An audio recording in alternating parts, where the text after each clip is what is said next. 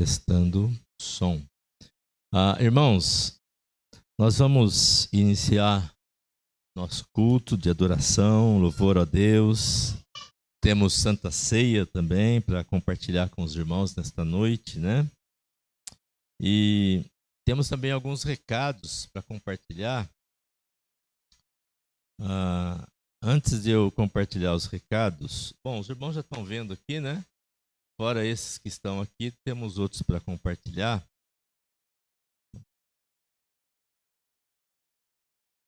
Os nossos irmãos jovens da nossa igreja estão com a mesma campanha dos outros anos de arrecadar brinquedos para distribuir em algum bairro, né? E eles é que escolhem, a gente só entra na ajuda para arrecadação.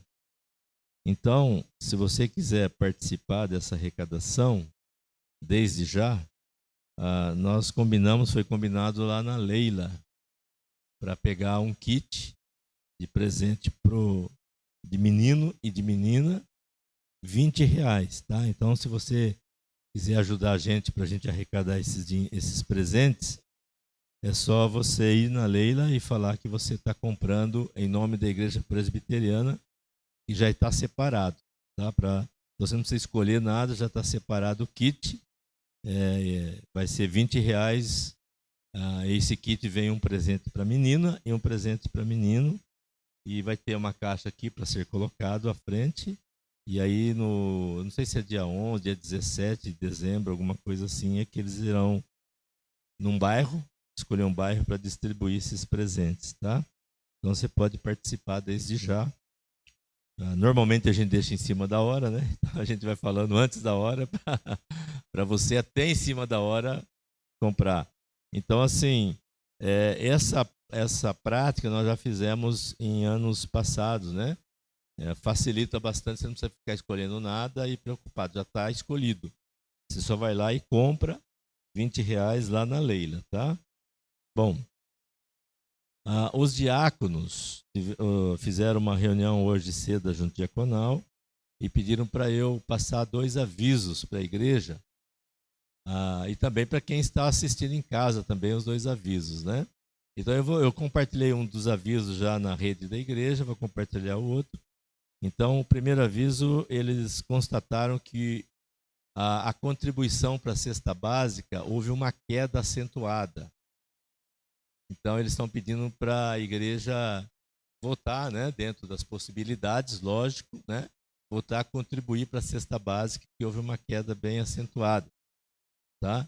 Então, observe provavelmente tem lá a lista, né, dos que contribuem ali no mural. Se você não está na lista e quiser contribuir, fale com os diáconos, tá? Mas precisa voltar de novo, né, essa contribuição para a cesta básica. Outra coisa também que eles pediram para eu comunicar com os irmãos, nós vamos colocar também na rede, é que continua a campanha para arrecadar latinhas e lacre, tá? Então continua. Então, se você parou de trazer latinhas, pode trazer aqui. Se você não tem latinha, mas tem lacre, traga também, porque a gente também está arrecadando lacres sem a latinha, tá? Então traga os lacres, porque a gente está ajudando, provavelmente a gente vai ajudar o Boldrini, é isso? Né? O Hospital Boldrini com os lacres. Tá? Então traga, porque a gente já tem destino para os lacres, tá? Eu vou dar a palavra para o Zabonini, mas antes eu vou ler o Salmo 102, depois o Zabonini tem a palavra que ele tem um recado para dar para a gente, tá? Então abra aí a sua Bíblia no Salmo 102, para a gente fazer a leitura. Enquanto você vai abrindo o Salmo 102, deixa eu rapidamente agradecer a igreja, tanto os que estão aqui quanto os que estão assistindo no celular, na sua casa. De domingo passado nós tivemos o culto da reforma que o pastor Jabes pregou, nós fomos edificados com a pregação do pastor Jabes e vários irmãos contribuíram com oferta para o pastor. Então a minha gratidão pela igreja que participou do culto, os que assistiram em casa também, a minha gratidão por participaram do culto, minha gratidão aos irmãos que contribuíram com a oferta. Foi aquilo que eu falei, coloquei no envelope e dei na mão dele. Falei, olha, eu não sei quanto tem, mas é uma oferta de gratidão a Deus por você ter vindo pregar aqui. Ele, não precisa, não precisa. Eu falei, não, é uma oferta que a gente normalmente faz, né? Então, agradecer à igreja pela oferta e também agradecer aos irmãos que trouxeram prato de doce, de salgado. Foi muito gostoso estar ali embaixo, conversando, batendo papo, né? Então, foi muito bom, tá? Então, a minha gratidão à igreja como um todo, tá? Foi importante a gente sentir, né? O amor dos irmãos, o calor dos irmãos, o carinho dos irmãos. Bom, abra então a sua Bíblia no Salmo 102. Salmo 102 diz assim: ouve, Senhor, a minha súplica, e cheguem a ti os meus clamores. Não me ocultes o rosto no dia da minha angústia. Inclina meus ouvidos no dia em que eu clamar. Dá-te pressa em acudir-me, porque os meus dias como fumaça se desvaneiam-se, e os meus ossos ardem como em fornalha. Ferida como a erva, secou-se o meu coração, até me esqueço de comer o meu pão. Os meus ossos já se apegam à pele, por causa do meu dolorido gemer. Sou como o pelicano no deserto, como a coruja das ruínas. Não durmo, e sou como o passarinho solitário nos telhados. Os meus inimigos me insultam a toda hora. Furiosos contra mim, praguejam com o meu próprio nome.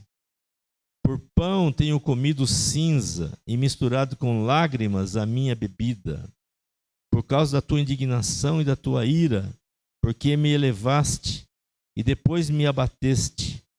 Como a sombra que declina, assim os meus dias, eu me vou secando como a relva. Tu, porém, Senhor, permanece para sempre, e a memória do teu nome de geração em geração. Levantar-te-ás e terás piedade de Sião. É tempo de compadeceres dela, e já é vinda a sua hora. Porque os teus servos amam até a pedra de Sião, até as pedras de Sião, e se condói do seu pó. Todas as nações temerão o nome do Senhor, e todos os reis da terra a sua glória. Porque o Senhor edificou a Sião, apareceu na sua glória, atendeu à oração do desamparado e não lhe desdenhou as preces. Ficará isto registrado para a geração futura, e um povo que há de ser criado louvará o Senhor. Que o Senhor, do alto do seu santuário, desde os céus, baixou visitas à terra, para ouvir o gemido dos cativos e libertar os condenados à morte, a fim de que seja anunciado em Sião o nome do Senhor e o seu louvor em Jerusalém, quando se reunirem os povos e os reinos para servirem ao Senhor. Ele me abateu à força no caminho e me abreviou os dias. Dizia eu: Deus meu, não me leves na metade da minha vida, tu cujos anos se estendem por todas as gerações. Em tempos remotos lançaste os fundamentos da terra, e os céus são as obras das tuas mãos. Eles perecerão, mas tu permaneces. Todos eles envelhecerão como uma veste, como roupa os mudarás, e serão mudados. Tu, porém, és sempre o mesmo, e os teus anos jamais terão fim. Os filhos dos teus servos habitarão seguros, e diante de ti se estabelecerá a sua descendência. Salmo 102. Quero passar a palavra ao Zabonini, que vai nos dar algumas orientações, né? E em seguida, a palavra do Zabonini, os irmãos do louvor estão com a palavra, já imediatamente.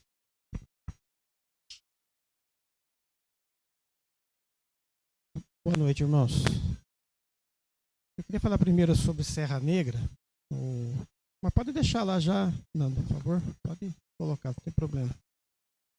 O nosso encontro lá de Serra Negra está chegando, né?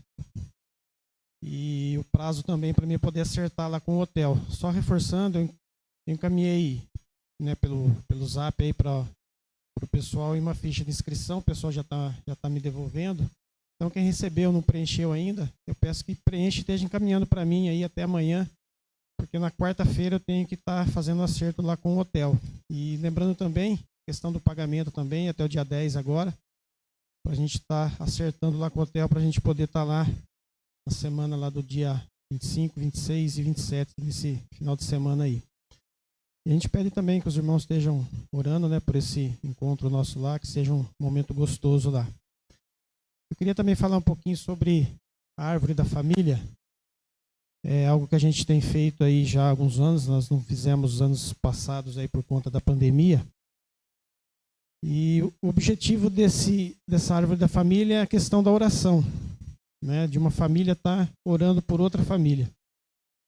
Né, e assim, se todas as famílias da igreja participarem, a gente vai ter toda a igreja no momento aí de oração.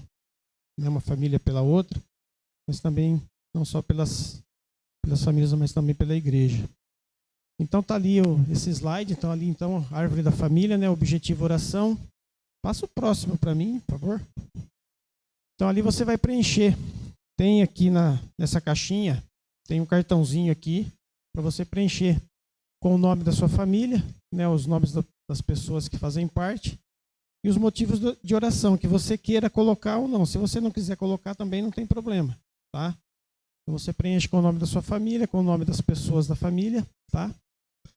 Passa para o próximo. Então ali a gente tem um cronograma aqui para a gente poder seguir, tá? Estou tentando ler lá, mas não consigo não. Então, a colocação desse cartãozinho, você pode pegar esse cartãozinho, levar para casa, preencher, para depois trazer aqui para estar colocando aqui. Você vai poder colocar ele até o dia 27/11, antes do culto. Então, você chega um pouquinho antes do culto, vem, coloca, né, o cartãozinho aqui na árvore, tá bom? E no momento que você colocar, tem uma relação aqui também, a gente pede que você coloque o nome da sua família, para estar facilitando para a gente também o controle, tá? Principalmente na questão da retirada do cartão, que também vai ser no dia 27/11, só que após o culto. Aí terminou o culto, você vem aqui na árvore, retira, né, um cartãozinho aqui, lembrando para você não pegar o seu mesmo, tá? Pega o outro cartãozinho aqui, e ao retirar o cartão, aí você vem no seu nome, faz um xizinho, dá um ok, risca aqui, para a gente saber que você já retirou. Se a gente vê alguém que colocou o nome aqui, a gente vê que o nome está aqui, tem algum cartãozinho, né, para a gente estar avisando essa pessoa para estar retirando o cartão aqui, tá bom? Então, para colocar o cartão até dia 27/11, antes do culto, e para colocar, e para retirar no dia 27/11, depois do culto, tá? Aí no dia 11/12, eu coloquei ali às 9 horas, até no aviso que o pastor colocou, ele colocou no horário da escola dominical, mas a gente quer começar um pouquinho antes, tá? Às 9 horas. A gente vai ter um café comunitário. A gente pede para que cada família traga um bolo, uma fruta, algo para a gente estar compartilhando ali e estar fazendo a revelação da família que você pegou. Aí você traz também um cartão. Cartão de Natal normal aí, você coloca um versículo bíblico, coloca uma mensagem para poder estar entregando para essa família que você abençoa com a sua oração. Tá, pode ir. Próximo. Então ali tem alguns compromissos que eu coloquei ali, que a gente vai assumir quando a gente colocar o cartãozinho aqui na árvore, tá bom? Né, colocar e retirar o cartão nas datas previstas, naquelas datas que eu passei anteriormente. Tá orando por essa família que você retirou aqui e comparecer no dia do café comunitário, né, e trazer o cartão para a revelação da família que você abençoou com a sua oração. Se no dia, né, pode acontecer algum imprevisto de você não poder vir, entregue esse cartão para uma outra família que você sabe que está participando, que vai estar presente aqui, que traga esse cartão para que essa família não fique sem receber o seu cartão no dia. Tá bom? Então fica aí esse compromisso. A gente espera aí a participação das famílias da nossa igreja para a gente ter um momento, né, de oração, como eu falei aqui, e também um momento gostoso de confraternização no dia 11. Tá bom? Aí nos próximos domingos a gente vai falando novamente. Obrigado. Louvor.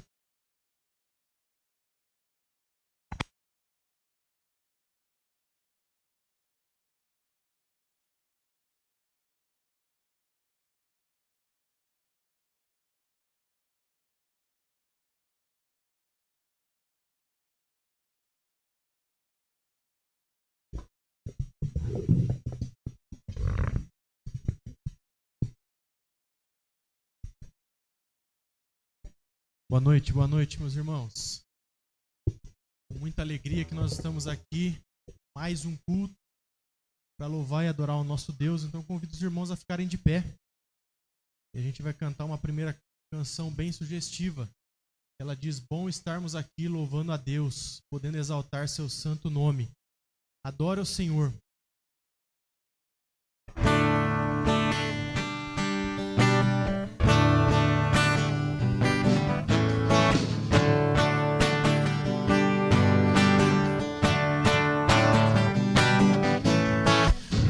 Estamos aqui louvando a Deus, podendo exaltar seu santo nome. Tempo para isso, tempo para louvarmos a Deus, num só amor, num só Espírito.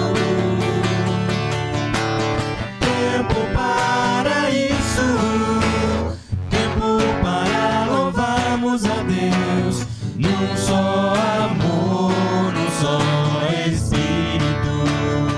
Do início, como estamos aqui louvando a Deus, podendo exaltar seu santo nome. Tempo para isso, tempo para louvarmos a Deus, num só amor, num só Espírito. Tempo para isso, tempo para louvarmos a Deus, num só amor, num só Espírito. Deus venha nos abençoar e que essa união nunca falte para nós. Deus venha nos abençoar e que essa união nunca falte para nós.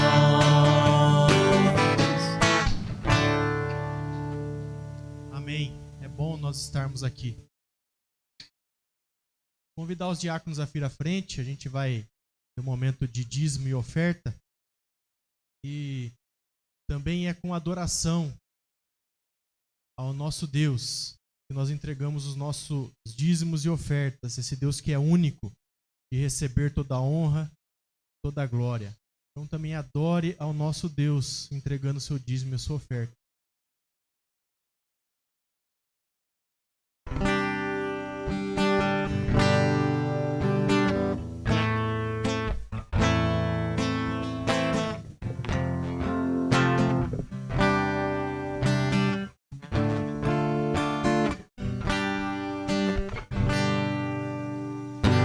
Ao único que é digno de receber a honra e a glória, a força e o poder, ao Rei eterno e imortal, invisível, mais real, a Ele ministramos o louvor. Ao único que é digno de receber a honra e a glória, a força e o poder, ao Rei eterno e imortal,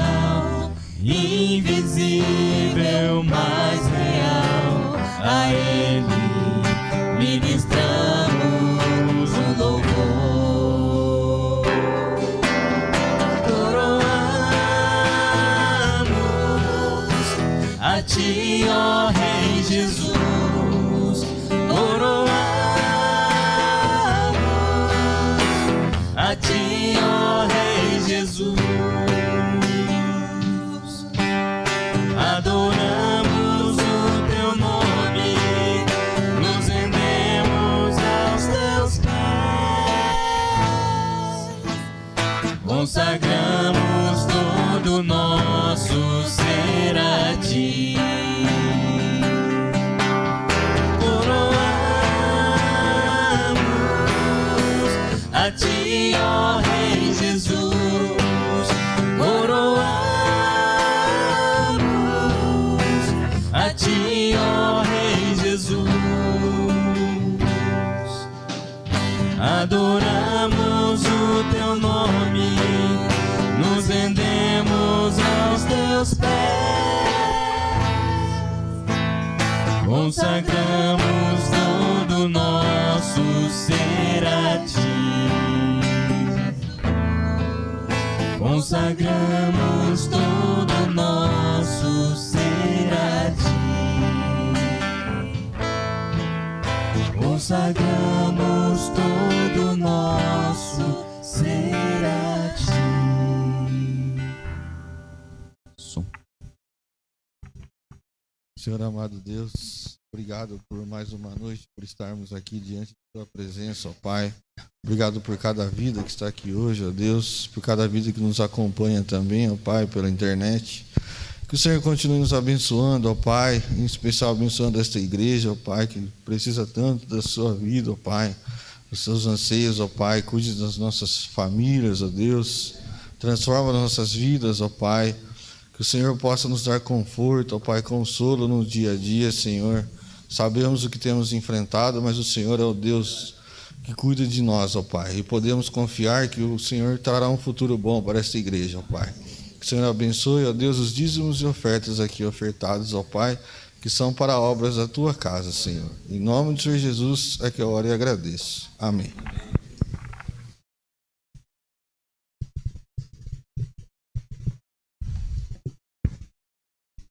Nosso Deus, Ele preparou um plano desde a eternidade. Um plano perfeito, um amor incrível. Ele se entregou por mim e por você. Então o adore.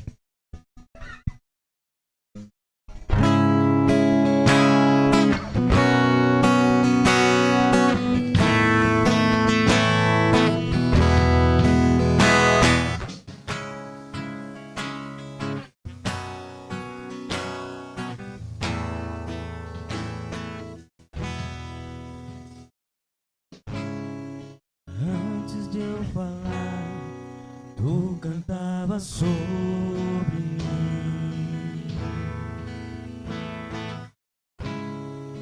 Tu tens sido tão, tão bom pra mim.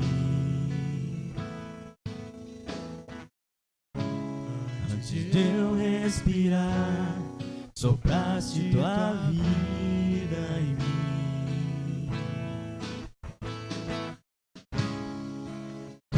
Sido tão, tão bom pra mim.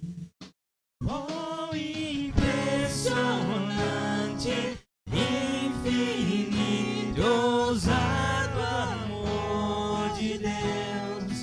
Oh, que deixa as 99 só pra me encontrar. Não posso comprá-lo, nem merecê-lo, mesmo assim se entregou. Oh, impressionante, infinito, ousado amor de Deus.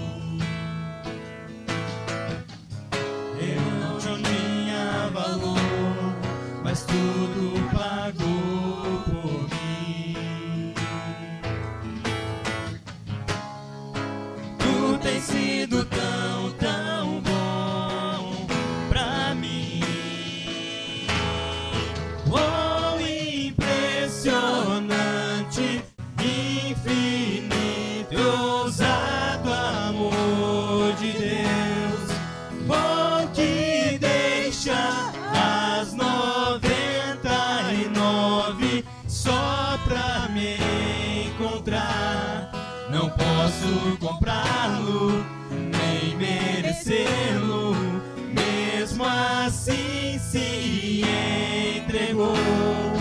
Oh, impressionante, infinito e ousado amor de Deus.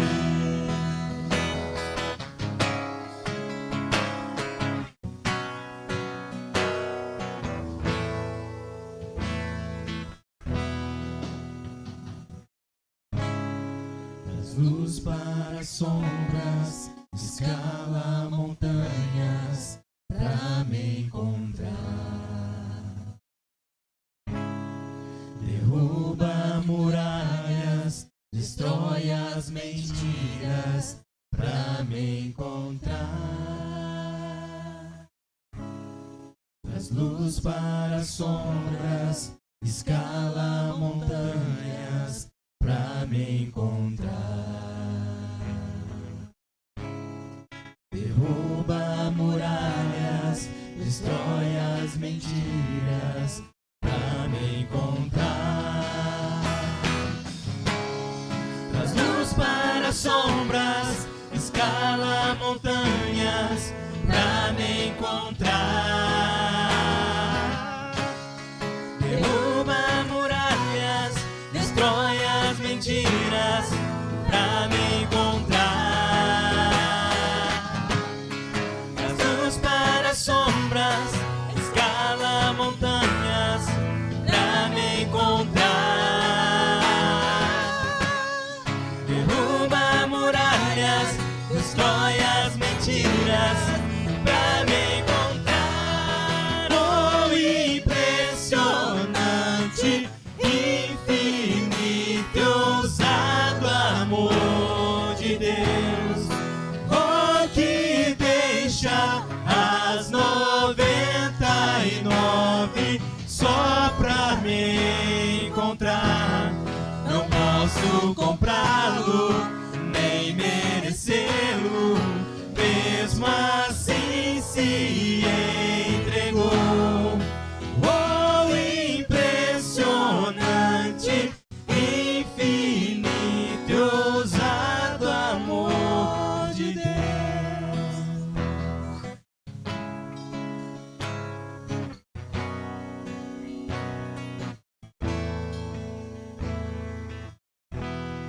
Não posso comprá-lo, nem merecê-lo, mesmo assim se entregou. Oh, impressionante, infinito e ousado amor de Deus.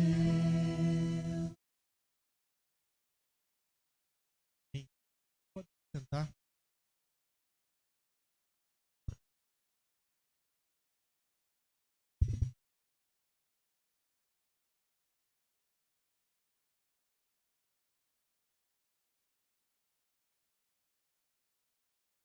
Tá. E não tem fala, criança. Não tem? Tem? Só para ver se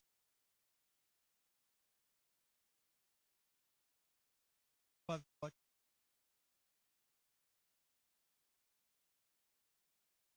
As crianças viram. Então,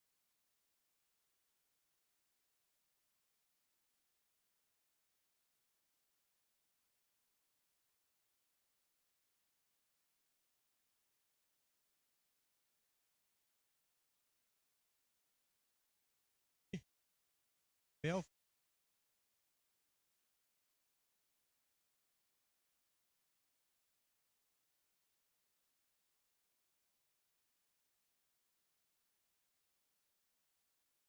Pai querido, Pai amado, estamos aqui nesta noite, ó Pai, para render graças, glórias ao Teu nome, Senhor Jesus, porque o Senhor é o Senhor dessa terra, é o Senhor dessa igreja, é o Senhor dessas crianças, ó Pai, e colocando, Senhor Jesus, agora essas crianças na Tua mão, ó Deus, para que o Senhor possa tomar conta, Senhor Jesus, de cada vidinha aqui, ó, que a Tua palavra, Senhor Jesus, será falada para elas nessa noite, ó Deus. Venha, Senhor Jesus, surtir frutos do futuro dessas crianças, ó Pai, para que elas permaneçam, Senhor Jesus, firmes no teu caminho, na tua casa, ó Pai, sempre lembrando que o Senhor é o Deus da vida delas, ó Deus. Te agradecemos, ó Pai, pelos professores, Senhor Jesus, que trarão essa palavra para elas, ó Deus, e te agradecemos, ó Pai, em nome de Jesus. Amém.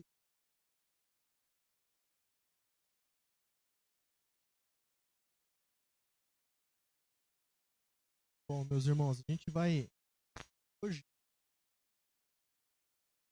sobre igreja ao tempo, tema, relembrando algumas coisas. E hoje nós vamos entrar numa nova subdivisão, digamos assim,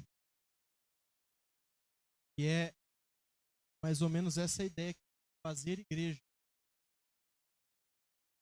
Nós fazemos a igreja.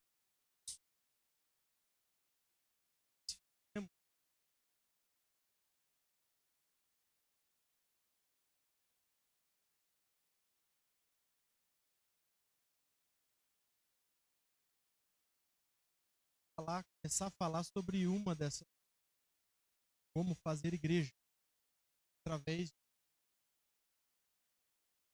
Provavelmente esses atos de misericórdia vão durar aí.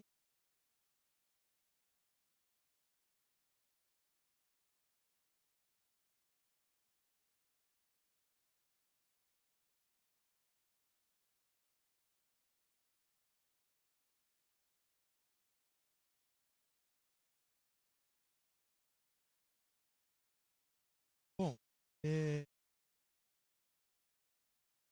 certa forma, entendam mal, nosso Deus, que essas eleições acabaram, né? Porque eu acho que a igreja nesse período mais recente da história tem perdido um pouco do que ela é, o que ela tem que fazer como igreja. E tem se confundido um pouco com a questão política. Infelizmente, né? E talvez essas pregações agora nos auxiliarão a que a gente entenda, ou que a gente volte a lembrar o que nós devemos fazer como igreja, o que é o ser igreja verdadeiramente. E infelizmente uma das marcas do nosso mundo é o egoísmo. O nosso mundo é um mundo egoísta. As pessoas à nossa volta são pessoas egoístas e isso, infelizmente, acaba passando muitas vezes para nós. Nós também nos tornamos pessoas egoístas, né? E um desses exemplos, talvez, seja as eleições que nós tivemos. A gente é tão egoísta que a gente quer que o nosso candidato, ou a gente acha que aquela pessoa tem que ganhar. E isso aí você pode expandir, eu não estou falando só para presidente, não, é qualquer candidato que você imaginar. Às vezes a gente acha que tal pessoa tem que ganhar como prefeito, tal pessoa, porque a gente acha que ele é o melhor e ele vai fazer o melhor para o nosso umbigo. Essa é a realidade. Porque nós somos egoístas. E isso é triste, mas é uma triste constatação. E a gente precisa começar a refletir e a entender como isso está nos movendo, esse egoísmo. E a igreja passou a ser um pouco egoísta nesse sentido também. Porque ela acha que determinado candidato A ou B tem que ganhar porque para ela vai ser melhor. Só que a gente esquece que quem conduz a igreja de Jesus é o próprio Jesus, não é o político A, o político B, não é um partido A ou partido B. Quem conduz a igreja é o próprio Jesus Cristo. A gente precisa lembrar disso. Então abra comigo lá no Evangelho de Lucas, capítulo 10, versículos 25 até o versículo 37. E eu creio que a maioria já abriu, e você, ao abrir a sua Bíblia, se deparou com um texto bem conhecido nosso que somos igreja, né? Um texto bem, talvez, familiar a nós. Então eu vou ler aqui com vocês, acompanhem comigo. Lucas, capítulo 10, versículos 25 a 37. Talvez a minha versão vai ser um pouco diferente, porque é a edição revisada e ampliada da Genebra, mas não vai ser tão diferente assim da sua. Acompanhe comigo. E eis que certo homem, intérprete da lei, se levantou como um intuito de pôr Jesus à prova e disse-lhe: Mestre, que farei para herdar a vida eterna? Então, Jesus lhe perguntou: que está escrito na lei? Como interpretas? A isto ele respondeu: Amarás o Senhor teu Deus de todo o teu coração, de toda a tua alma, de todas as tuas forças e de todo o teu entendimento, e amarás o teu próximo como a ti mesmo. Então, Jesus lhe disse: Respondeste corretamente, faze isto e viverás. Ele, porém, querendo justificar-se, perguntou a Jesus: Quem é meu próximo? Jesus prosseguiu, dizendo: Certo homem descia de Jerusalém para Jericó e veio a cair em mãos de salteadores, os quais, depois de tudo lhe roubarem e lhe causarem muitos ferimentos, retiraram-se, deixando-o semi-morto. Casualmente, descia um sacerdote por aquele mesmo caminho e, vendo-o, passou de largo.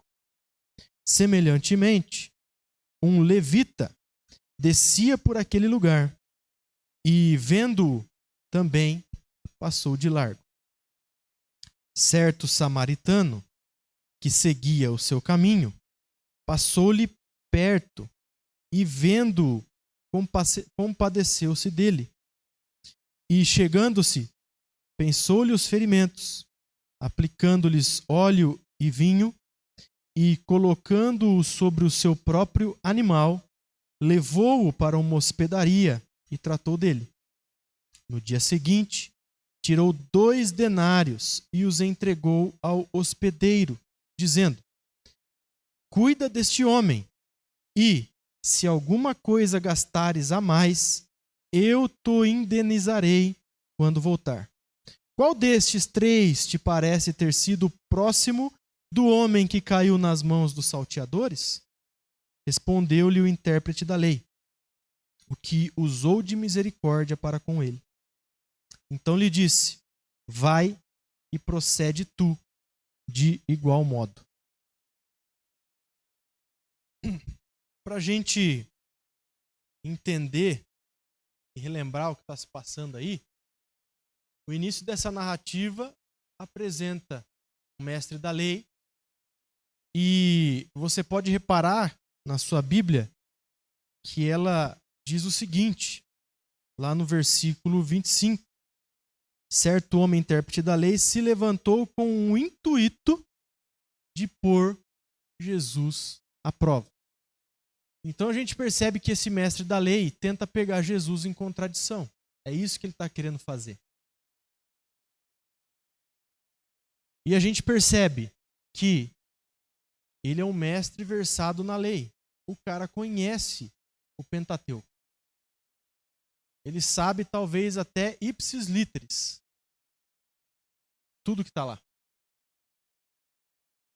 Ele tenta embaraçar Jesus, tenta colocá-lo em ridículo perante o público. É isso que o mestre da lei está querendo fazer.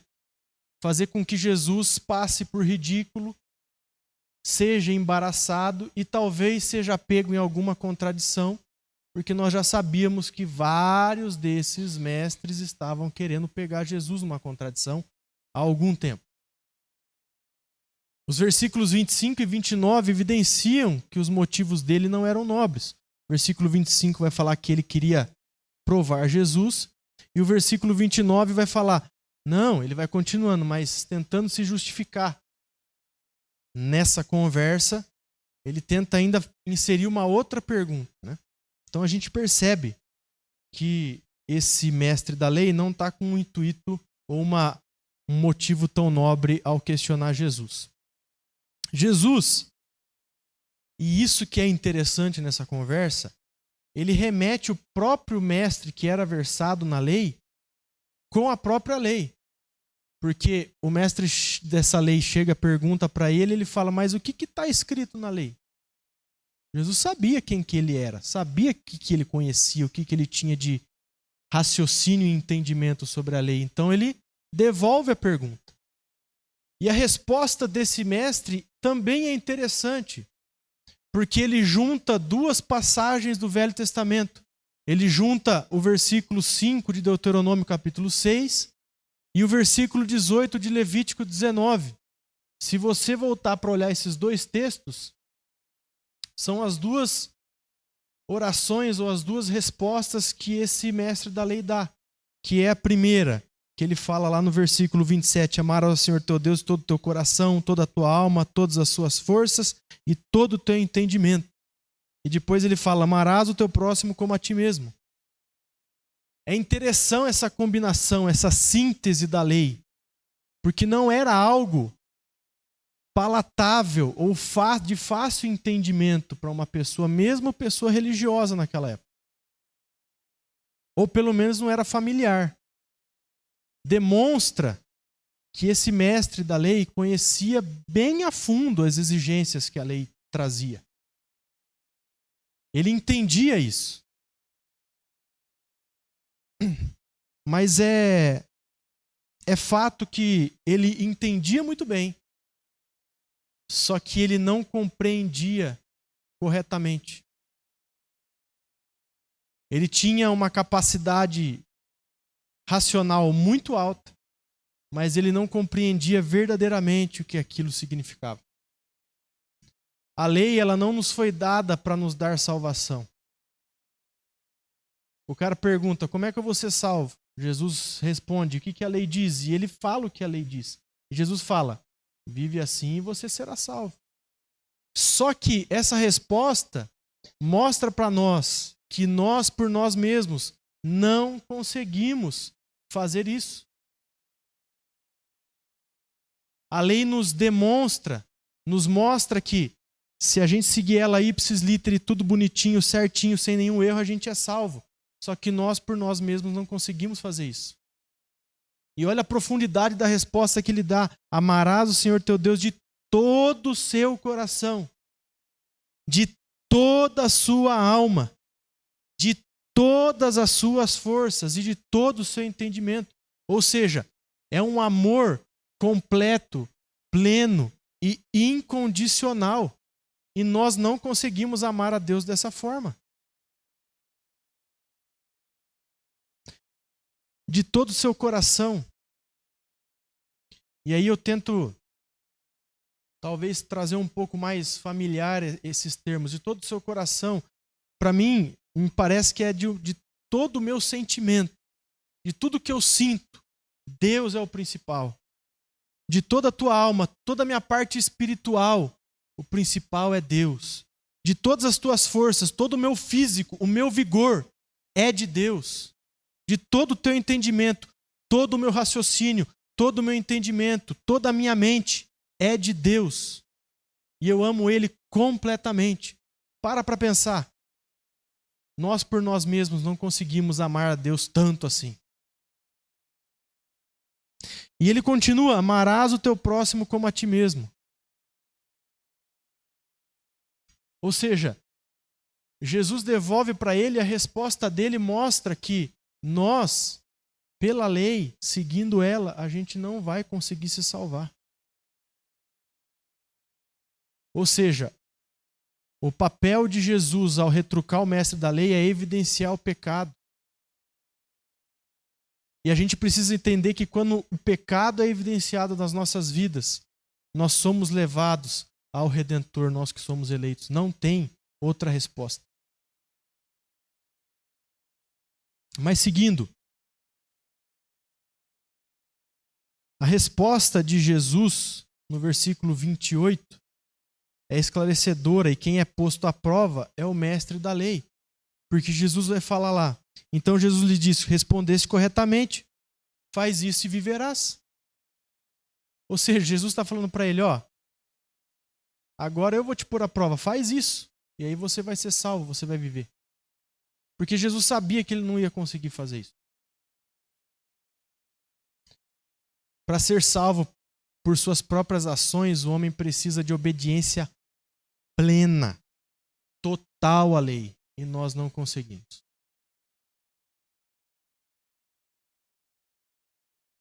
Mesmo assim, o mestre da lei continua tentando apanhar Jesus no erro. Ele, ao ser confrontado, ele fica um pouco estremecido, porque Jesus rebate ele com a própria lei e ele percebe que ele foi pego. Aí ele, tentando se justificar, ele pede outra coisa para Jesus. Então, já que eu não consegui pegar aqui, eu vou pegar um outro ponto. Então, ele pergunta para Jesus, mas quem que é o meu próximo? Porque ele queria demonstrar ou fazer com que Jesus respondesse de uma forma não clara. Ou ele estava querendo dizer que a lei não era muito clara com essa questão de quem que é meu próximo e quem não é. E aí a gente entra, propriamente dito, na sequência dos nossos pontos. Mas só uma última coisa a título de introdução e para a gente tentar entender.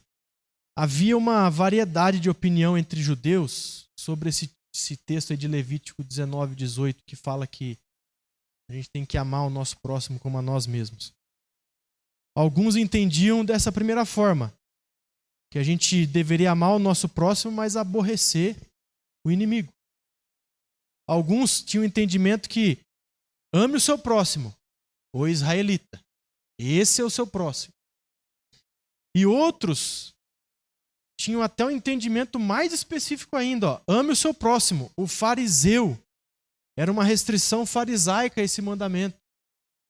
Porque eles se entendiam como um único grupo de pessoas puro, santo verdadeiramente. Então ame o seu próximo, o fariseu, porque esse obedece à lei. Então tinha essa dificuldade de entendimento. E talvez esse mestre da lei quer pegar Jesus nesse ponto. E aí Jesus responde com a parábola, para colocar os valores do mestre da lei de cabeça para baixo. Porque a parábola, ela vem evidenciar a falsa religiosidade que existia naquela época. A parábola é uma lição atual para a igreja e demonstra um dos aspectos de fazer igreja. Como agir como igreja de Jesus. Essa parábola, além de evidenciar a falsa religiosidade que existia naquela época, ela evidencia ainda hoje a falsa religiosidade que existe no meio de alguns religiosos da nossa época. E eu peço sinceramente a Deus que isso não seja o nosso caso. Porque eu olho para a minha vida e eu tendo a pensar que esse é o meu caso.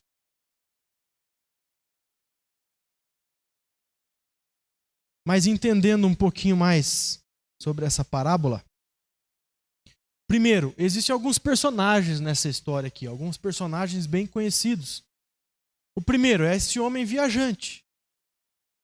E é interessante que Jesus ele não se preocupa em evidenciar nacionalidade nem religião desse homem.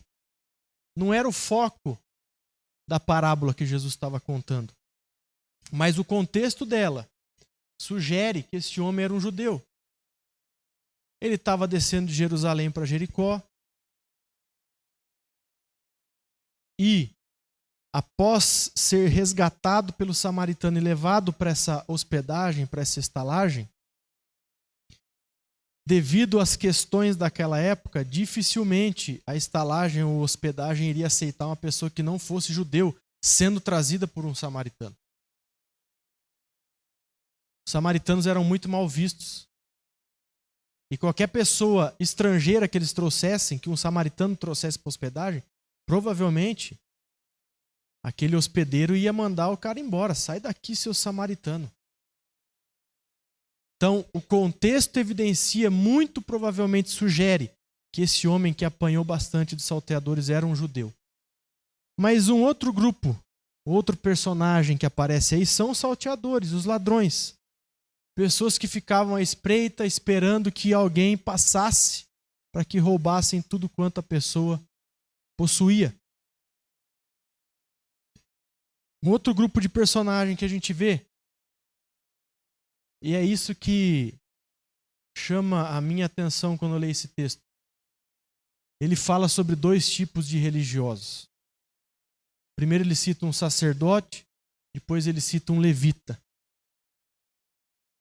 E a gente percebe pela parábola que duas pessoas religiosas envolvidas, talvez, como a gente pudesse fazer uma analogia com a igreja da época, pessoas que demonstram toda a sua indiferença e o seu egoísmo para com aquela pessoa que era necessitada, era o aflito que precisava de um auxílio, de um resgate naquele momento. E por fim, a gente vê esse último personagem, o samaritano. Uma pessoa que age com um ato de misericórdia na parábola, demonstrando toda a sua compaixão, sem nenhum tipo de interesse, um amor altruísta. Ora, se eu falo que a parábola sugere que essa pessoa que foi assaltada, quase morta, é um judeu, da mesma forma que o samaritano era mal visto por um judeu, o contrário era verdadeiro. O judeu era mal visto por samaritano. Então a gente percebe que o samaritano ele parece que ele se faz ele tira essa questão, ele deixa de lado esse problema entre essas pessoas, entre essas duas nacionalidades. E ele demonstra a sua compaixão. E a gente percebe que, por essa rixa que existia, é uma ação sem interesse. É um amor totalmente altruísta. A gente percebe que esse samaritano não queria nada em troca. Ele simplesmente ajuda. E é simples assim. É um ato de misericórdia. Mas seguindo, a parábola propriamente dita. Então, a gente vê que tem um viajante descendo de Jerusalém para Jericó. E é interessante a gente pensar porque essa estrada que liga essas duas cidades tem cerca de 27 quilômetros. Talvez se você entrar no mapa depois, você vai ver que existe essa estrada aí que liga essas duas cidades. Tem cerca de 27 quilômetros. E era conhecido esse trajeto naquela época. Era familiar às pessoas ou aquele mestre da lei que estava escutando a parábola de Jesus. Era algo próximo a ele, era de fácil entendimento para ele. Porque era um lugar que tinha uma fama ruim, por causa da insegurança que havia mesmo naquele local. Era mal afamado.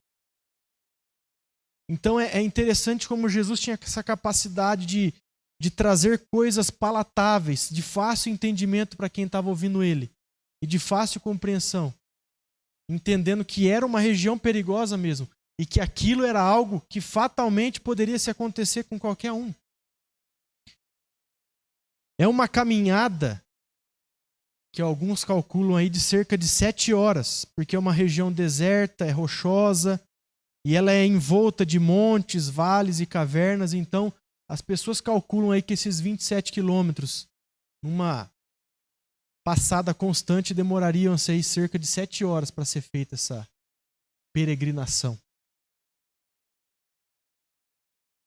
Então a gente vê que o homem ele é assaltado pelos salteadores, roubam tudo que ele tinha. Esses homens, conforme o relato de Jesus na parábola, machucam ele e deixam ele semi-morto à beira do caminho. E tendo em vista essa região, esse caminho por onde, ou o qual Jesus cita na parábola, era inesperado que alguém passasse oportunamente por esse caminho perigoso a tempo de salvar essa pessoa que tinha sido assaltada e deixada quase morta à beira do caminho. Porque não era uma passagem assim, de uma circulação tão frequente de pessoas. Então dá essa ideia, quando a pessoa daquela região está escutando essa história, já vem isso na cabeça dela, olha, dificilmente alguém vai passar tempo de salvar essa pessoa que é deixada semi-morta na beira desse caminho aí. Mas é interessante que Jesus fala, mas casualmente, né? Inesperadamente, passa pelo caminho um sacerdote. E aí depois o sacerdote, ainda passa um levita por esse caminho. E ambos, ao passarem pelo homem, passaram sem misericórdia. E a hora que viram o homem, fizeram questão de talvez ir lá para o outro lado, bem distante, passar de largo, para que nem passasse perto mesmo. É interessante isso. Religiosos da época, conhecedores da lei. Levítico 19, 18. Eles sabiam.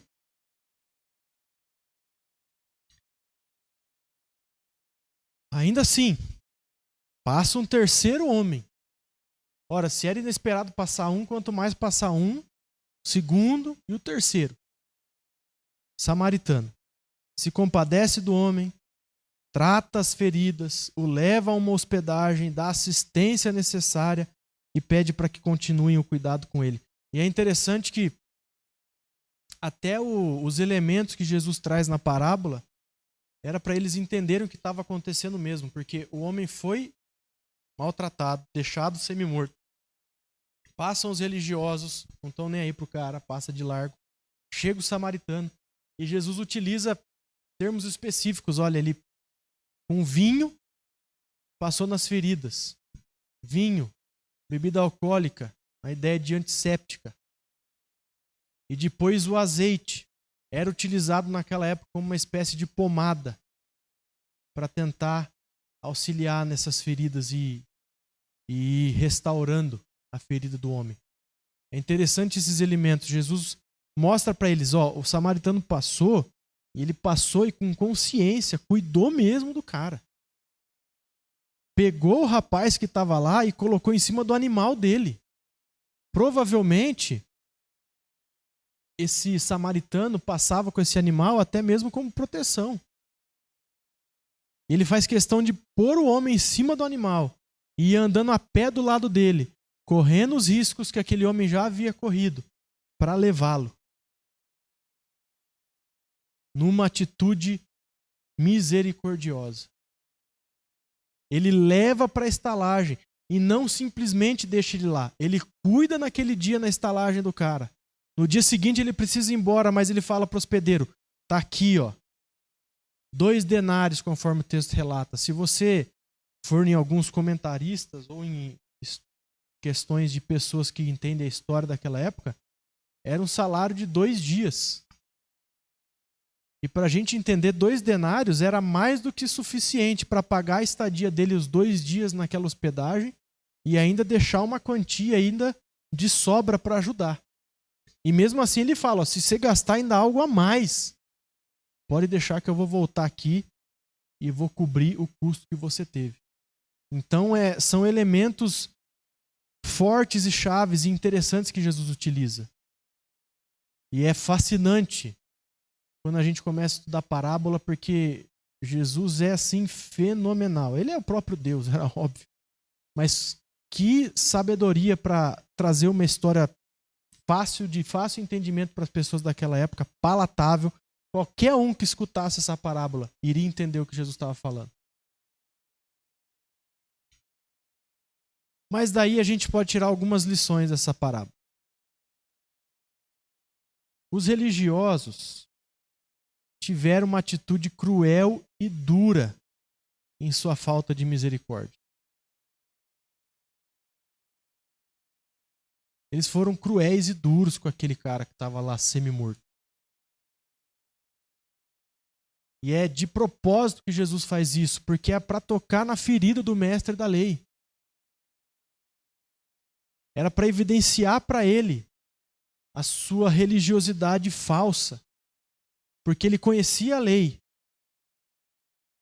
Só que Jesus está mostrando para eles, o cara estava lá, e vocês que são religiosos, deixam a pessoa à beira do caminho.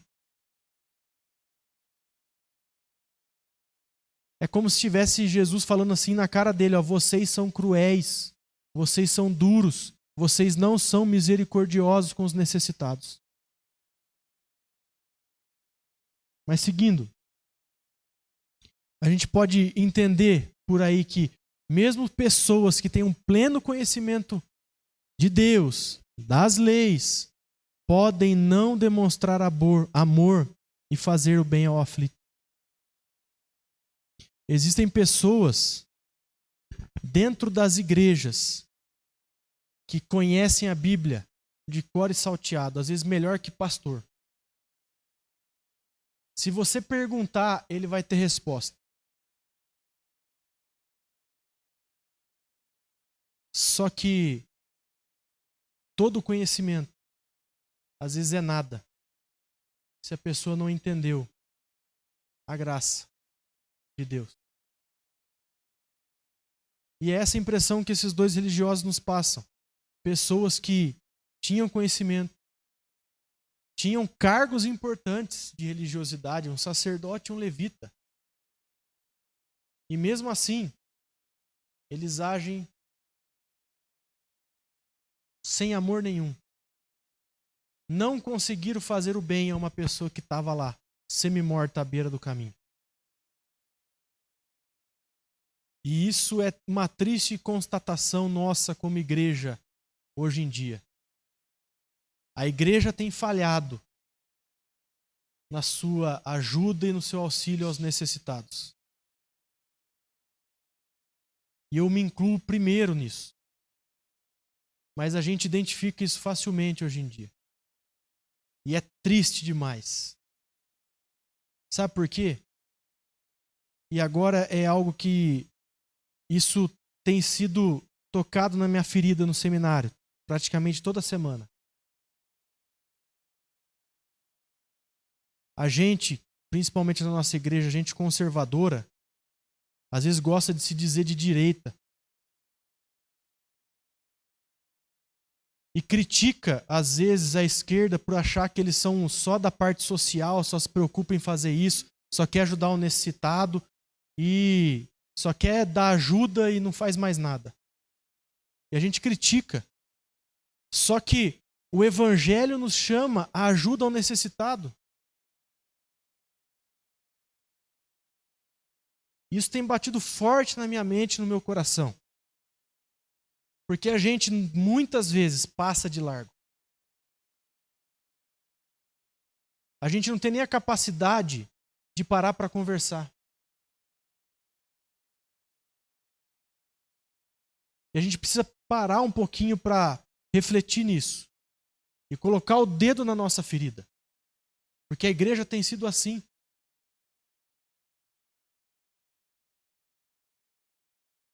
A gente não pode esquecer. Atos de misericórdia, fazer o bem, não é questão ideológica. É um chamado meu e seu do Evangelho. O próprio Jesus fez isso. Porque eu e você éramos maltrapilhos e necessitados. Ele deixou a glória dele, veio a esse mundo, para que eu e você, maltrapilhos e necessitados, nele pudéssemos ter vida. E nós temos que demonstrar isso como igreja. A igreja tem falhado nisso. Nós precisamos entender que um dos papéis da igreja são atos de misericórdia. Mas seguindo, talvez aqueles dois religiosos passando pelo caminho pudessem ter até desenvolvido na sua cabeça algumas desculpas para não ter agido com misericórdia com aquele homem. Por exemplo, eu não conheço aquele homem. Não conheço. Não sei nem se é judeu. Não sei se é um israelita. Para que eu vou ajudar? Uma outra coisa que podia estar passando na cabeça deles, deve ter caído em desgraça devido a alguma conduta imprópria. É Deus pesando a mão sobre ele. Quem mandou ele agir assim? Deve ser um impuro, um incircunciso, como alguns dos meus colegas do seminário gostam de brincar uns com os outros lá. Uma outra coisa, eu não tenho tempo, eu estou já fiz minha parte lá religiosa, preciso ir para casa, não tenho tempo, não vai dar. E o cara já está quase morto, não adianta, não tem o que eu fazer. Uma outra coisa, eles poderiam ter pensado: eu tenho coisas mais importantes do que tentar ajudar alguém que já está quase morto. E para pensar, talvez essas são algumas desculpas que nós temos utilizado para não agir com atos de misericórdia. Eu não vou ter um ato de misericórdia com aquela pessoa, não sei de onde ela vem. Eu não vou ajudar, eu não sei o que ela vai comprar com o dinheiro que eu estou dando para ela. Para pensar. As desculpas são variadas e inúmeras que a gente pode dar na nossa cabeça. Mas seguindo.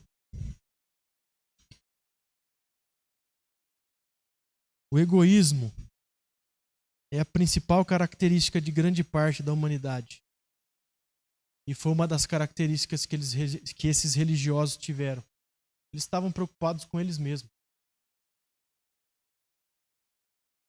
Eu tenho a minha vida, se eu parar para ajudar esse cara aqui e alguém vir me assaltar também, eu vou perder a minha vida, sendo que o cara já está quase morto? Para que eu vou fazer isso?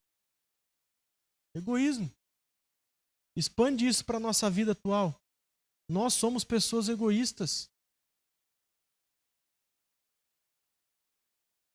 A gente quer sempre se dar bem. Para pensar. Eu sou muito assim. Isso é uma marca que nós carregamos. Nós estamos preocupados com o nosso próprio umbigo. Às vezes a minha oração é: Deus, abençoa minha família, abençoa meu dia, o meu. São traços de egoísmo que nós carregamos.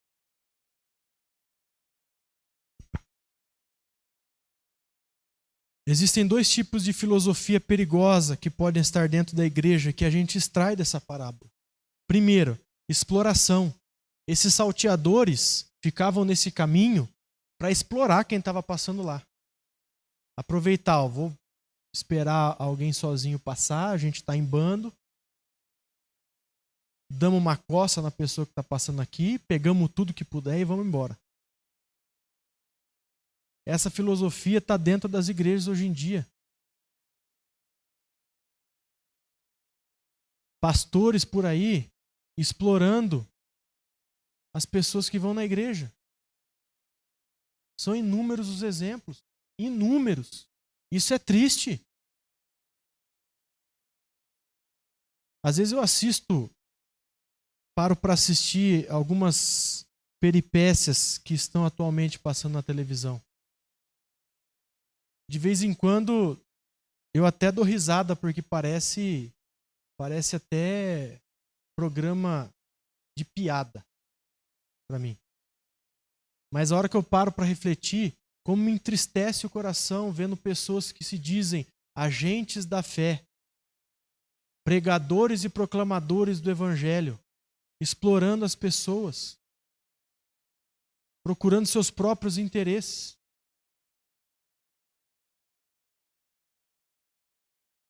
É só você. Se você tiver oportunidade, para um dia. Coloca nesses canais dessas igrejas por aí que tem aí hoje. Você vai ver isso facilmente e claramente. Um outro tipo de filosofia perigosa que pode estar dentro da igreja: a indiferença. Em um exemplo atual,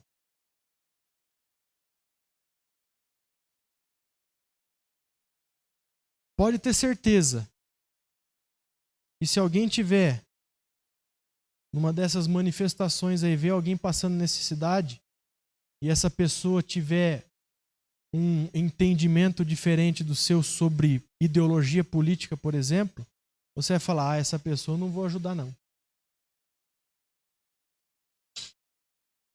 Isso tem acontecido dentro das igrejas. Lá no seminário, quando eu converso com algumas pessoas, os relatos são inúmeros.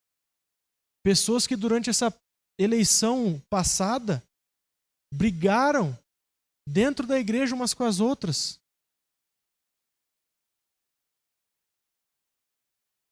Evidenciam até que não vão mais ajudar, porque essas pessoas estão do outro lado da minha ideologia, daquilo que eu acredito. Então, se ela pensa diferente de mim, mesmo estando dentro da igreja, eu deixo ela lá e eu fico aqui. Isso aconteceu. A indiferença está dentro das igrejas.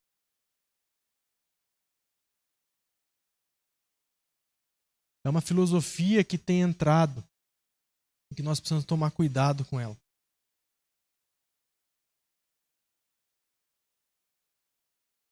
Ato de misericórdia. O comportamento do samaritano deve ser o comportamento da igreja. Uma pessoa que não busca os próprios interesses, que ajuda sem olhar quem é, cuida das feridas e age com misericórdia. Esse deve ser o nosso comportamento como igreja. O comportamento de um samaritano. E por que eu ressalto essa ideia de samaritano?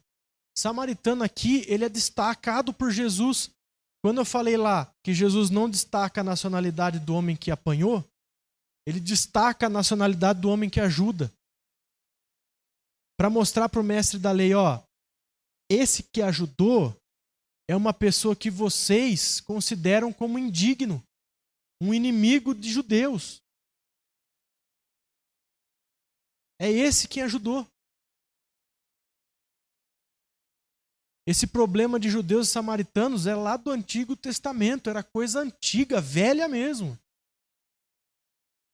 Quando separa o reino do norte e o reino do sul, os samaritanos lá são dominados, são obrigados a se misturar com outras etnias, outras raças, outros povos, casam, têm filhos, e a partir desse momento, quem vivia lá na tribo de Judá, que se considerava israelita raiz, considera essas pessoas que se misturaram com os outros povos como impuros.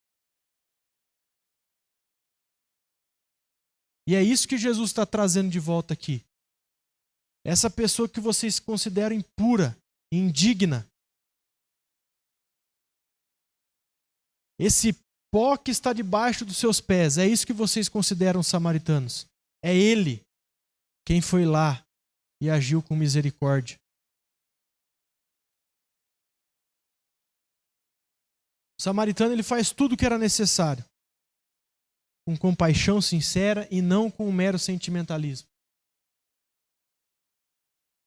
Porque se fosse um judeu e ele identificasse que fosse um samaritano lá naquela beira da estrada, meu amigo, se é um judeu raiz, ele ia falar, bem feito, era capaz de ir lá e ainda cuspir no cara. De tanto que era essa rixa entre eles. O samaritano, ele teve trabalho. Ele não poupou esforços, não poupou dinheiro para socorrer e ajudar aquele homem. Isso é um ato de misericórdia. É quando a gente não poupa esforço.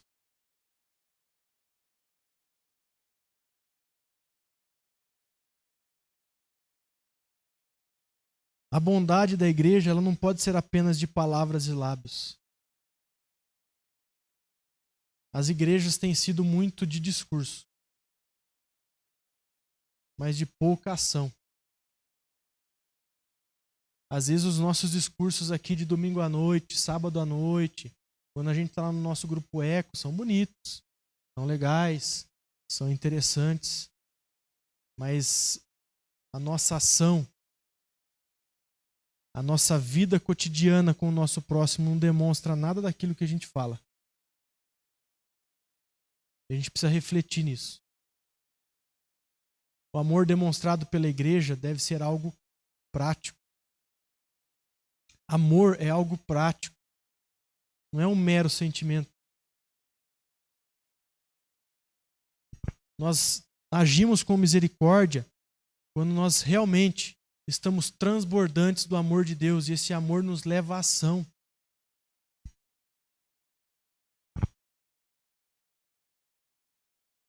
Algumas aplicações para nós. Precisamos estar dispostos a ouvir as infelicidades dos outros. Ter uma mão pronta a socorrer aqueles que se encontram em aflição.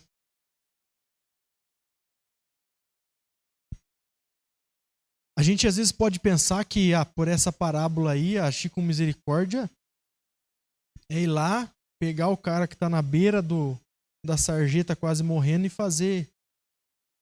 Mas às vezes nos pontos mais simples a gente às vezes não está nem aí. Muitas vezes a gente está na igreja e alguém quer conversar com a gente, quer desabafar algo, e a gente começa a falar, mas eu não tenho tempo, essa pessoa vai querer alugar aqui meu ouvido nesse momento. E eu uso um monte de desculpa para não ouvir e não atender. E às vezes nem servir como só ouvido. Como às vezes a gente compartilha lá na nossa sala que às vezes a gente está tão cansado, tem a semana estudando e trabalho e prova e leitura, vai no fim de semana na igreja e o fim de semana é pesado, é puxado, tem que preparar várias coisas. A gente chega na igreja, a gente quer fazer o que a gente foi fazer e ir embora. Tão cansado que a gente está. E às vezes a gente não quer parar para ouvir uma pessoa que tem apenas um desabafo para fazer. Às vezes ela não quer nada mais além do que um ouvido para escutar o que ela tem para dizer. Às vezes ela não quer que você faça nada por ela, só escute. E muitas vezes a gente tem negligenciado até parar para ouvir as pessoas à nossa volta. Demonstrar amor em atos de misericórdia significa andar nos passos de Jesus. Jesus fez isso várias vezes no seu ministério. Várias vezes. São vários exemplos. Jesus age com misericórdia na vida de Jairo, na vida da mulher que tinha hemorragia, na vida de cegos, de coxos, e por aí vai. Jesus é o nosso grande exemplo. E se nós queremos ser seguidores de Jesus, nós devemos agir com misericórdia.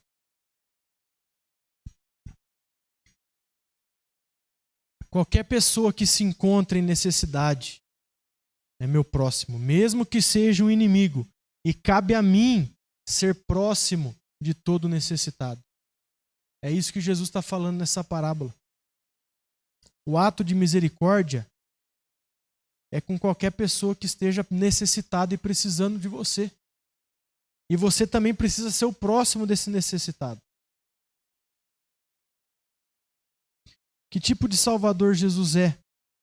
E que tipo de pessoas Ele quer que sejamos? Pensa nisso. Que tipo de Salvador Jesus é? Jesus veio para salvar que tipo de pessoa? Para pensar. Eram pessoas necessitadas, todas decaídas. Todos nós carregamos a marca do pecado original em nós. Que tipo de pessoa Ele quer que nós sejamos? Nós, eleitos dEle, salvos e redimidos no sangue dEle. Que tipo de pessoa que Ele quer que nós sejamos?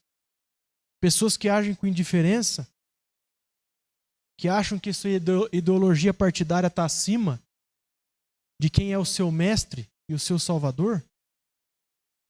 Muitos de nós têm agido assim.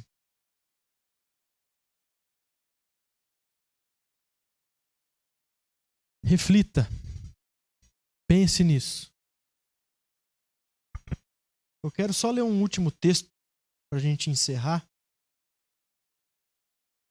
Um texto que eu quero ler com os irmãos, talvez para tentar auxiliar a nossa compreensão. Quem sabe tudo aquilo que eu falo aqui não adianta nada, mas a palavra de Deus fala muito mais do que quem está aqui na frente.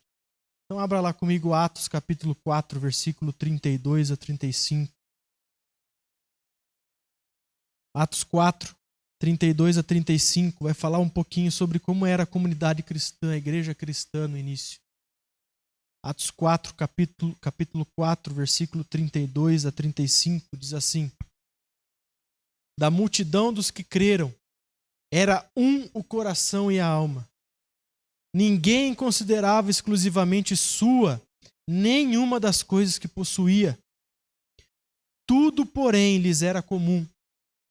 Com grande poder, os apóstolos davam testemunho da ressurreição de Jesus Cristo, e em todos eles havia abundante graça. Pois nenhum necessitado havia entre eles, porquanto os que possuíam terras ou casas, vendendo-as, traziam os valores correspondentes, depositavam aos pés dos apóstolos.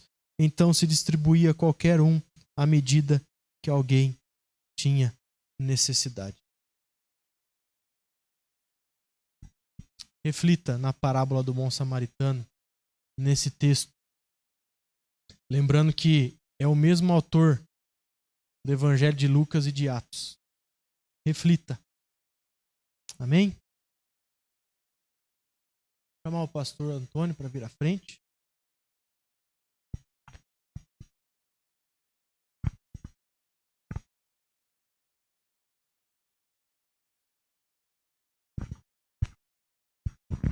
Meus irmãos, nós vamos compartilhar a ceia entre nós agora, né? Então vou convidar os presbíteros para vir à frente para nós compartilharmos a ceia entre nós. Então vem aqui à frente, por favor, os nossos presbíteros. Essa semana eu estava pensando na Santa Ceia, né? E eu gostaria de ministrar a Santa Ceia de forma bem rápida para que você fique com tudo que foi falado aqui para nós. Mas eu não posso deixar de falar algo que está no meu coração sobre a Santa Ceia. Eu vou ler um texto aqui, você não precisa abrir a sua Bíblia. Não tem a ver em si com a ceia, mas tem a ver com algo que eu gostaria de compartilhar com você bem rápido. Tanto nós que estamos aqui no templo, quem está participando no culto pela internet, Paulo tem uma frase que ele diz assim: graças, porém, a Deus que em Cristo sempre nos conduz em triunfo. Eu gosto muito e me chama muita atenção a forma que Paulo começa aqui, quando ele diz graças, porém a Deus que em Cristo sempre, e é sempre mesmo, né? Me conduz em triunfo, nos conduz em triunfo, em vitória. E é interessante porque quem está falando aqui é alguém que está preso, não é alguém que está na casa de praia, não é alguém que ganhou na loteria, não é alguém que recebeu uma notícia fabulosa e está contente, então quer testemunhar a vitória que recebeu, né? Mas é alguém que está preso. E ele diz assim: graças, porém, a Deus que em Cristo sempre nos conduz em triunfo. Gostaria que você guardasse isso e vou tentar ligar a Santa Ceia de forma bem rápida. Esses dias atrás, vou contar o milagre, mas não contar o santo. Não pergunte para minha esposa também do santo, tá? Esse dia atrás nós recebemos um telefonema, ainda bem que foi minha esposa que atendeu, não fui eu. Mas já sabia mais ou menos o teor da conversa entre o telefonema e a minha esposa. E o teor da conversa era assim: deu tudo errado, já não sei mais o que acreditar, deu tudo errado. E eu ouvindo, né? E a minha esposa: não, deu tudo certo. E eu guardei essa frase da minha esposa para a pessoa desesperada do outro lado do telefone. Minha esposa falou: não, deu tudo certo. O contexto era que essa pessoa está com câncer e ela precisava fazer um tratamento, e o médico definiu o tratamento de câncer dessa pessoa, e essa pessoa estava esperançosa que o tratamento ia resolver, mas de repente, na hora de começar o tratamento, tudo muda. O médico desiste, obrigado, Zaboni. O médico desiste de fazer o tratamento e a pessoa então sai da mesa do tratamento, que ia começar a radioterapia, desesperada. E a pessoa chega em casa e liga para minha esposa, desesperada, dizendo: deu tudo errado, não está dando nada certo, não está dando nada certo. A minha esposa: não, deu tudo certo. Eu queria guardar essa frase para você. Na sua vida deu tudo certo, e dá tudo certo, porque Jesus morreu por você e ressuscitou por você. Por isso você vai dizer: dá tudo certo, deu tudo certo e dará tudo certo. Porque você está em Jesus. E quem está em Jesus já deu certo. Não é que vai dar certo, já deu. E a Santa Ceia para a gente é justamente isso. Eu quero que você tome a Santa Ceia nesta noite, dizendo para o seu coração: já deu tudo certo. Vai dar tudo certo. Sempre dará tudo certo. Tome a Santa Ceia com essa frase: porque Jesus morreu e ressuscitou por você, pela sua salvação, pela sua vida. Deixa eu encerrar para a gente tomar ceia, senão demora demais aqui.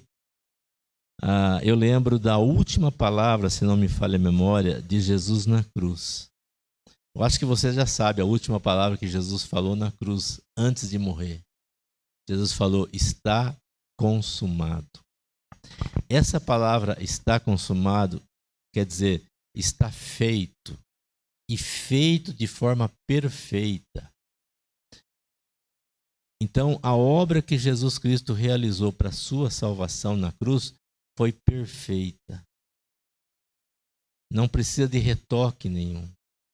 Por isso que deu certo, por isso que vai dar certo, por isso que sempre vai dar certo. Então, tome a Santa Ceia, sabendo que deu certo e que vai sempre dar certo. Tá? Então, eu volto a ler. Graças, porém, a Deus, que em Cristo sempre nos conduz em triunfo. Amém? Pegue o pão, vamos comer juntos, lembrando disso. Já deu certo.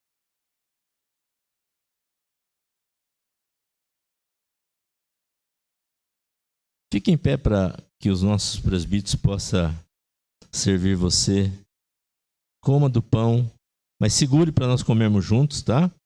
Mas come do pão, sabendo que já deu certo.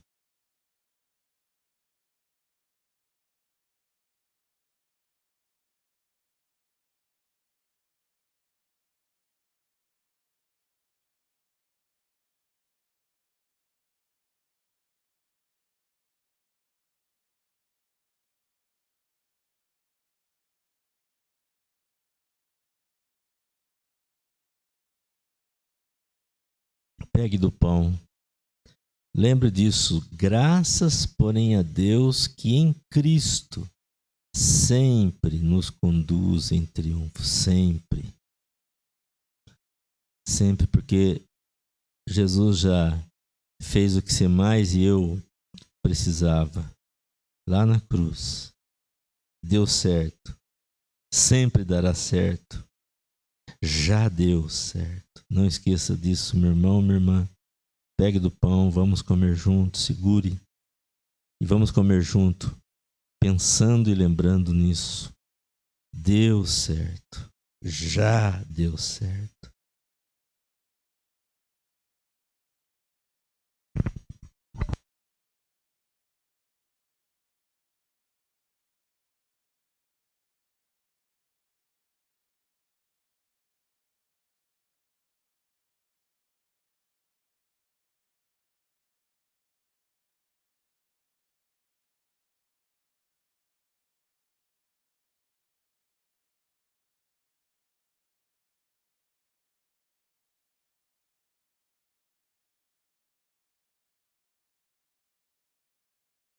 Vamos orar mais uma vez, curva a sua fronte, Pai. Como é bom estar juntos aqui como igreja e participar deste momento do pão, Pai.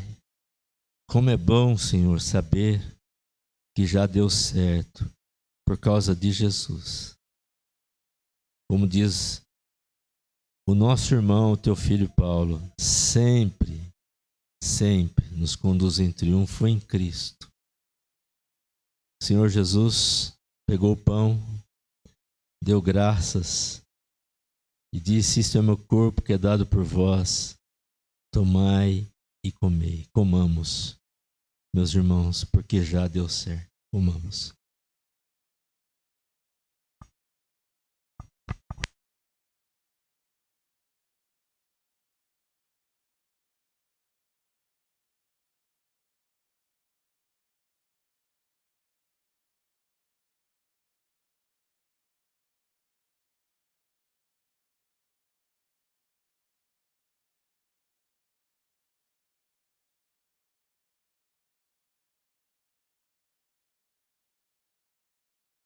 Pega o cálice, vamos tomar e lembrar sempre isso. Graças, porém, a Deus, que em Cristo sempre nos conduz em triunfo.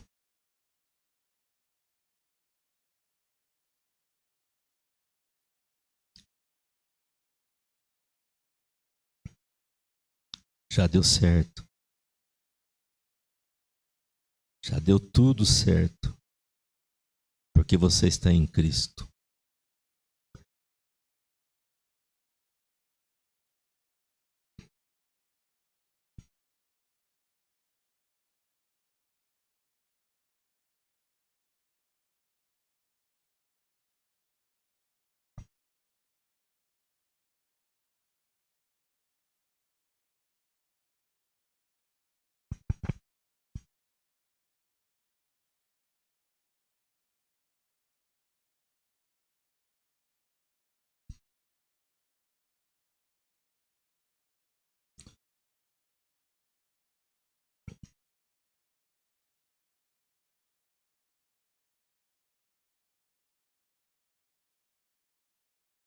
Não tem como não ouvir a música lá fora, né? Então, quando você ouvir a música lá fora, não esqueça que já deu certo. Tá bom?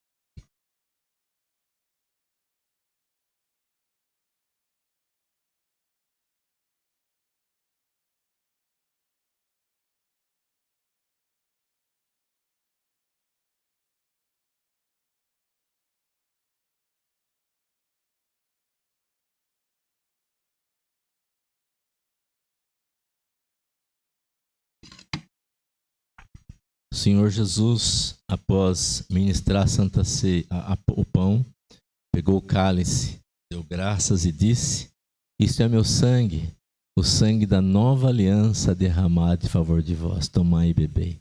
Beba, meus irmãos, porque já deu certo. Porque sempre vai dar certo. Vamos ter mais uma palavra de oração. Pedir para que o Zabonini nos conduza. Maravilhoso e bom Deus, nós te louvamos, te agradecemos, ó Pai, por esse momento tão precioso que passamos aqui de culto a Ti, ó Pai amado. Obrigado, Deus, porque estamos aqui para louvar e agradecer o Teu santo e bendito nome, ó Pai. Obrigado, Senhor, meu Deus, por cada momento aqui, os momentos de louvor, de oração, a pregação da Tua palavra, ó Pai amado. Tua palavra que é viva e eficaz para as nossas vidas, ó Pai, mas também traz um desafio para nós, ó Pai amado, para que possamos sempre estar agindo com atos de misericórdia para aqueles que mais precisam, ó Pai amado. E também, ó Deus, obrigado por esse momento de ceia, ó Pai. Nós tomamos do pão, tomamos do cálice, Senhor. Que o Senhor também use esse momento para ministrar a Tua vontade e o Teu querer nas nossas vidas, ó Pai amado. E obrigado, a Deus. Obrigado pelo sacrifício perfeito de Jesus na cruz por nós, ó Pai amado. E obrigado por essa certeza, ó Deus, que através do sacrifício dele, tudo já deu certo em nossas vidas, ó Pai amado. Nós te louvamos, te agradecemos no nome de Jesus. Amém. Meus irmãos, nós temos louvor agora. Nós temos um momento de louvor. Enquanto o pessoal do louvor vem à frente, Só quero lembrar os irmãos que nós vamos continuar com essa série de pregações baseado na ação da igreja, ou o trabalho da igreja, ou fazer igreja, né? Hoje nós vimos o primeiro ato de misericórdia que o Felipe trouxe para a gente. Domingo que vem nós vamos ver um outro texto e, Deus permitindo, eu vou fazer o link do outro texto, se der certo, com o texto de hoje, né? Tá? Mas venha para a gente poder compartilhar a ação da igreja. Esse é o objetivo dessas pregações.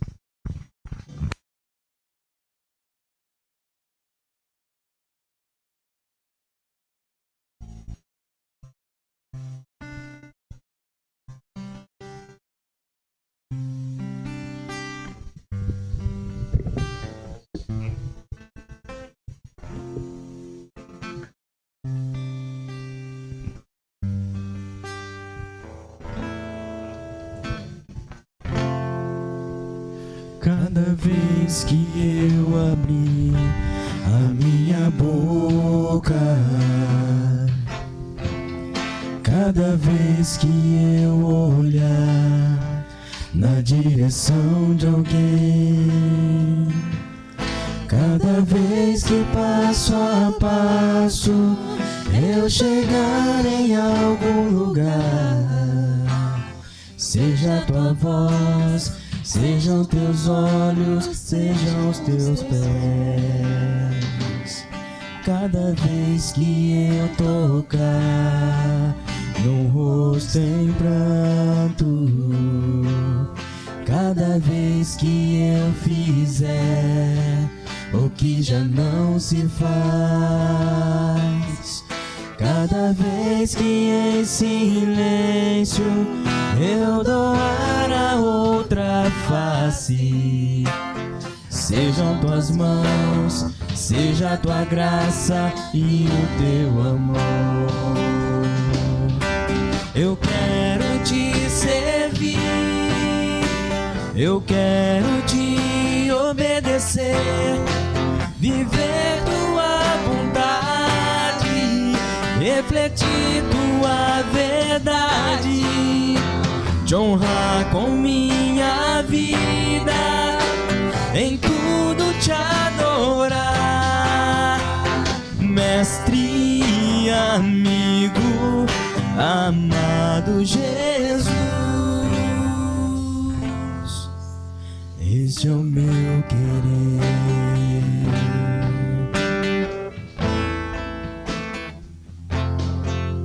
Cada vez que eu tocar num ombro amigo, cada vez que eu fizer o que já não se faz, cada vez que em silêncio eu doar a outra face, serei tuas mãos, venha a tua graça e o teu amor.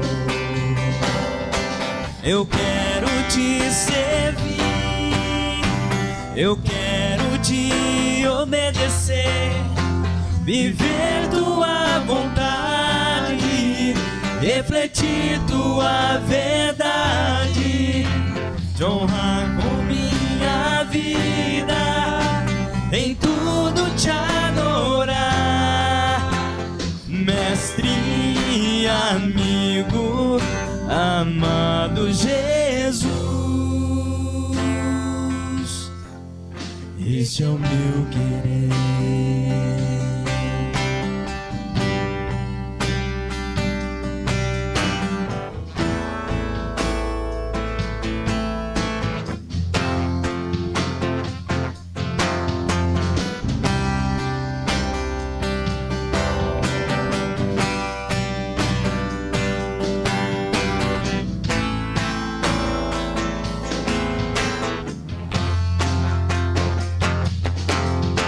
Eu quero te servir, eu quero te obedecer, viver tua vontade, refletir tua verdade, te honrar com minha vida, em tudo te adorar, mestre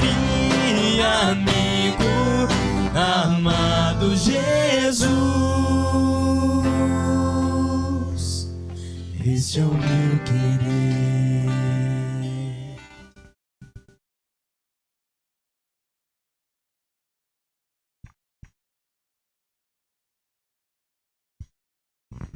Meus irmãos, então domingo que vem nós vamos continuar com essa mesma temática da pregação, né? Usando um outro texto, mas falando de atos de misericórdia da igreja, né? E Deus permitindo, eu vou fazer uma ligação entre o texto de hoje com o texto de domingo que vem, se der certo, lógico, né? Então quero que você olhe para mim aqui, por favor. Vamos terminar com a bênção apostólica, que é assim, né? Segundo a palavra de Deus, que o amor de Deus, que a graça do Senhor Jesus Cristo e que a comunhão do Espírito Santo repouse sobre todos nós, hoje e sempre. Amém? Traga para o seu coração, receba essa bênção em nome de Jesus.